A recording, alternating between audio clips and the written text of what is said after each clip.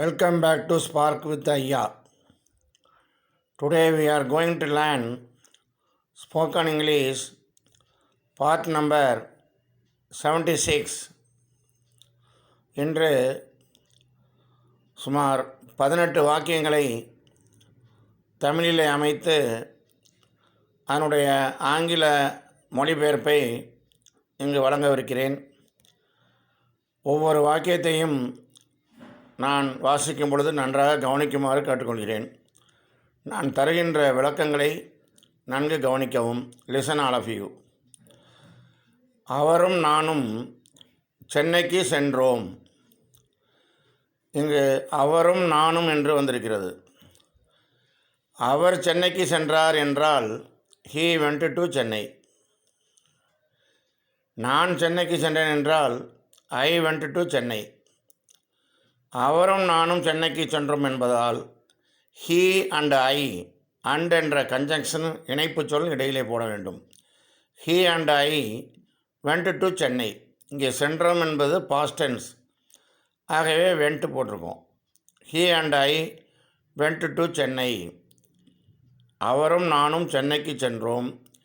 he and I went to Chennai. Next exercise. அவர்கள் மெதுவாக ஓடினார்கள். அவர்கள் மெதுவாக ஓடினார்கள். அவர்கள் ஓடினார்கள் என்பதற்கு they ran என்றால் அவர்கள் ஓடினார்கள், past tense. மெதுவாக என்பதற்கு slowly, adverbial of manner, வினை உரிச்சொல். they ran slowly, அவர்கள் மெதுவாக ஓடினார்கள். ஸ்லோலி என்றால் மெதுவாக, கைண்ட்லி என்றால் அன்பாக, பியூட்டிஃபுல்லி என்றால் அழகாக. இங்கு இந்த அட்வர்பில் பெரும்பாலும் லாஸ்ட்டில் எல்ஒய் வரும். அவர்கள் மெதுவாக ஓடினார்கள். they ran slowly. நெக்ஸ்ட், ஆனால் நான் வேகமாக நடந்தேன். அவர்கள் மெதுவாக ஓடினார்கள். அவர்களுக்கு ஏற்ப நான் வேகமாக நடந்தேன். ஆனால் நான் வேகமாக நடந்தேன். But I walked fast. வேகமாக என்பதற்கு ஃபாஸ்ட். இங்கே ஃபாஸ்ட்லி என்று போட்டால் தவறு. இந்த ஃபாஸ்ட்டுக்கு மட்டும் எல்ஒய் வரவே வராது. ஆனால் நான் வேகமாக நடந்தேன். But I walked fast. ஆனால் நான் வேகமாக நடந்தேன். But I walked fast. Next, அவள் எப்பொழுதும் வெந்நீர் குடிக்கிறாள். அவள் எப்பொழுதும் வெந்நீர் குடிக்கிறாள், சுடுதண்ணீர். எப்பொழுதும் என்றால் ஆங்கிலத்திலே ஆல்வேஸ் என்று பொருள். இந்த ஆல்வேஸ், ஆஃபன், அடிக்கடி, இந்த இரண்டு சொற்களும் பெரும்பாலும் பெயர் சொல்லுக்கும் வினைச்சொல்லுக்கும் இடையிலே வரும். அதாவது அந்த வினைச்சொல் பெரும்பாலும் ப்ரெசன்ட் டென்ஸாக இருக்கும். ஆக she always drinks hot water. she drinks always hot water என்று சொல்லக்கூடாது. she always, அவள் எப்பொழுதும், drinks குடிக்கிறாள். என்ன குடிக்கிறாள்? hot water. அவள் எப்பொழுதும் வெந்நீர் குடிக்கிறாள். she always drinks hot water. இதுபோலவே அவன் அடிக்கடி கடைக்கு செல்கிறான். கடைக்கு என்பதற்கு டு ஷாப். செல்கிறான் என்பதற்கு கோஸ். அதாவது third person singular. He, C, it, அவன், அவள், அது. அங்கே சி என்று வந்திருப்பதால் ட்ரிங்க்ஸ் என்று சொல்லுகிறோம். இங்கே ஹீ என்று வருவதால் கோஸ் என்று சொல்லுகிறோம். அவன் அடிக்கடி கடைக்கு செல்கிறான். He often goes to school. பறவைகள் வானத்தில் பறக்கிறது. பறவைகள் வானத்தில் பறக்கிறது. வானத்தில், இன் த ஸ்கை, அட்வர்பில் ஆஃப் பிளேஸ், நிகழ்காலம், பறக்கிறது. Birds fly in the sky. பறவைகள் வானத்தில் பறக்கிறது. Birds fly in the sky. அடுத்து 7th எக்ஸசைஸ். பொங்கல் பரிசு நாளை முதல் வழங்கப்படும் அல்லது கொடுக்கப்படும். கொடுக்கப்படும் என்பதற்கு will be given, passive voice, செயற்பாட்டு வினை. Pongal gift will be given tomorrow onwards. நாளை முதல் என்பதற்கு டுமாரோ ஆன்வர்ட்ஸ் என்று பொருள். இன்று முதல் என்பதற்கு டுடே ஆன்வர்ஸ் என்று பொருள். நெக்ஸ்ட் மந்த் ஆன்வர்ஸ் என்றால் அடுத்த மாதம் முதல் என்று பொருள். ஆக நன்றாக கவனியுங்கள். அவரும் நானும் சென்னைக்கு சென்றோம். He and I went to Chennai. அவர்கள் மெதுவாக ஓடினார்கள். தே ரேன் ஸ்லவ்லி. ஆனால் நான் வேகமாக நடந்தேன். But I walked fast. Next, அவள் எப்பொழுதும் வெந்நீர் குடிக்கிறாள். She always drinks hot water. அவன் அடிக்கடி கடைக்கு செல்கிறான். He often goes to school. பறவைகள் வானத்தில் பறக்கிறது. Birds fly in the sky. Pongal பரிசு நாளை முதல் கொடுக்கப்படும். Pongal gift will be given tomorrow onwards. Next, 8th sentence. அவன் ஒரு மருத்துவரை கலந்து ஆலோசிக்க வேண்டும். அவள் ஒரு மருத்துவரை கலந்து ஆலோசிக்க வேண்டும். இங்கு ஆலோசிக்க வேண்டும் என்பதற்கு ought to consult. ought to consult. She ought to consult a doctor. அவள் ஒரு மருத்துவரை கலந்து ஆலோசிக்க வேண்டும். She ought to consult a doctor. Next, நான் என்னுடைய வீடு கட்டுதலை கிட்டத்தட்ட முடிக்கும் தருவாயில் இருக்கிறேன். நான் என்னுடைய வீடு கட்டுதலை கிட்டத்தட்ட முடிக்கும் தருவாயில் இருக்கிறேன். I have almost finished. I have almost finished என்றால் நான் கிட்டத்தட்ட முடிக்கும் தருவாயில் இருக்கிறேன் என்று பொருள். ஆல்மோஸ்ட் என்றால் கிட்டத்தட்ட. I have almost finished building my house. வீடு கட்டுதலை, என்னுடைய வீடு கட்டுதலை. நான் என்னுடைய வீடு கட்டுதலை கிட்டத்தட்ட முடிக்கும் தருவாயில் இருக்கிறேன். I have almost finished building my house. Next, அவன் வழக்கமாக வெண்ணிற ஆடைகளை அணிகிறான். அவன் வழக்கமாக வெண்ணிற ஆடைகளை அணிகிறான். வழக்கமாக என்பதற்கு யூஸ்வலி என்று பொருள். Usually, generally, occasionally, always, every, today, often இவையெல்லாம் வந்தால் அதெல்லாம் ப்ரெசன்ட் டென்ஸுக்கு கீவேர்டு. இந்த வார்த்தைகளை பார்த்தாலே நிச்சயமாக அந்த வாக்கியம் நிகழ்காலமாகத்தான் இருக்க வேண்டும். Often, always, usually, generally, occasionally, today இந்த வார்த்தைகளை பார்த்தால் அது நிகழ்காலம் ப்ரெசன்ட் டென்ஸாகத்தான் இருக்கும். ஆக அவன் வழக்கமாக வெண்ணிற ஆடைகளை அணிகிறான். அணிதலுக்கு வியர் என்று பொருள். Wears. He usually wears white dresses. அவன் எப்பொழுதும், அதாவது வழக்கம் போல வெண்ணிற ஆடைகளை அணிகிறான்.